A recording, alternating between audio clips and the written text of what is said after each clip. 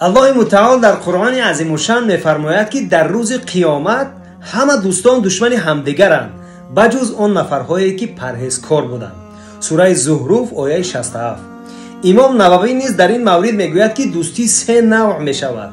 یکم دوستی به خاطر دنیا و مال دنیا، این گونه دوستی دیر دوام نمیکند متاسفانه. دوم باشد دوستی به خاطر گناه، اون نفری که تو را به قمار، به زنا، به فحشا، به دزدی دعوت میکند، این گونه دوستی فردا روز قیامت با هم دشمن هستند.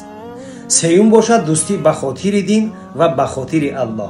انا این گونه دوستی تا قیامت و در قیامت نیز پابرجا هستند. از این گونه دوستان تمام دوزخیان حسرت میخورند، میگویند که وای بر حال ما، چرا در دنیا ما این گونه دوستان را جستجو نکردیم. انا به همین خاطر میگه دوستی را جستجو داریم ما، از امانی گفتگو داریم ما. امروزا یا این طرف و اون طرف تا نگاه که با کی دوستی داریم، کی با دوج حسرت نخره که سود نداره.